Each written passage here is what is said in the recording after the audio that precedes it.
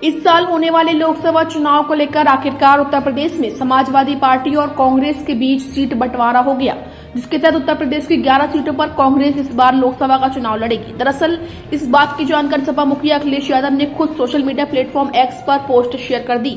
उन्होंने लिखा कि कांग्रेस के साथ 11 मजबूत सीटों से हमारे सौहार्दपूर्ण गठबंधन की शुरुआत हो रही है। ये सिलसिला जीत के समीकरण के साथ और भी आगे बढ़ेगा। उन्होंने आगे लिखा कि इंडिया की टीम और पीडीए की रणनीति इतिहास बदल देगी। बता दें कि हाल ही में समाजवादी पार्टी और रालोद के बीच 7 सीटों पर गठबंधन हुआ था। ऐसे में 2024 के लोकसभा चुनाव में अब उत्तर प्रदेश में इंडिया गठबंधन में सपा, कांग्रेस और रालोद के बीच सीटों पर सहमति बन गई है। वहीं कांग्रेस के साथ 11 सीटों पर चुनाव लड़ने की सहमति पर भाजपा ने सपा, कांग्रेस और इंडिया गठबंधन पर हमला बोला है। बीजेपी प्रदेश अध्यक्ष भूपेंद्र चौधरी ने कहा कि ये लोग परस्पर विरोधी विचारधारा वाले लोग हैं और इनका आपस में कोई समन्वय नहीं है। उन्होंने कहा कि इंडिया गठबंधन केवल चुनावी गठबंधन है, वहीं मोदी जी का गठबंधन जनता से और जनता का गठबंधन मोदी जी से। अब ये उनका अपना गठबंधन है, उन्हें निर्णय करना है, लेकिन चुनाव के बाद की स्थिति क्या होगी और अभी चुनाव में समय है। जिस प्रकार का इनका गठबंधन के प्रति कमिटमेंट है, ये लोग परस्पर विरोधी विचारधाराओं वाले लोग हैं और इनका कोई आपस में समन्वय नहीं है। कांग्रेस ने समाजवादी पार्टी लगातार गठबंधन में ही है, लेकिन चुनाव के समय गठबंधन है। ये चुनावी गठबंधन है और मोदी जी का गठबंधन जनता से और जनता का गठबंधन मोदी जी से।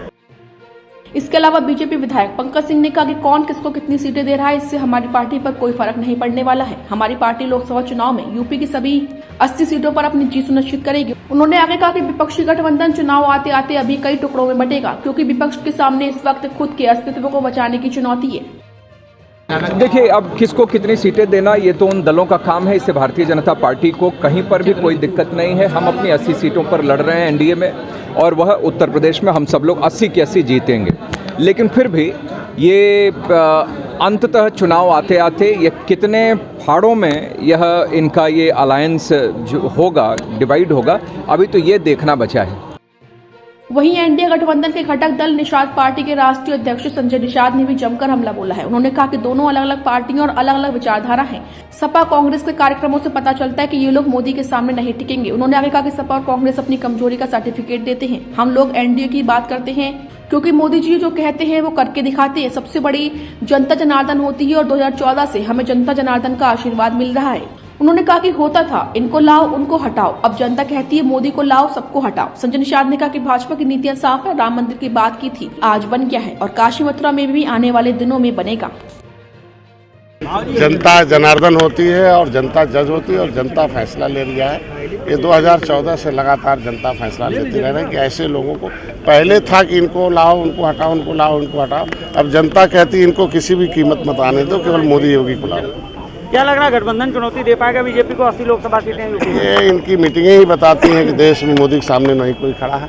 सब लोग यह सर्टिफिकेट देते हैं कि हम लोग बहुत कमजोर हैं, मोदी ही ताकतवर नेता दिए हैं। 11 सीटों को लेकर अखिलेश यादव ने कह दिया कि उत्तर प्रदेश में कांग्रेस 11 सीटों पर लड़ाई। हम दोनों अलग अलग पार्टियां हैं, दोनों का बयान अलग है।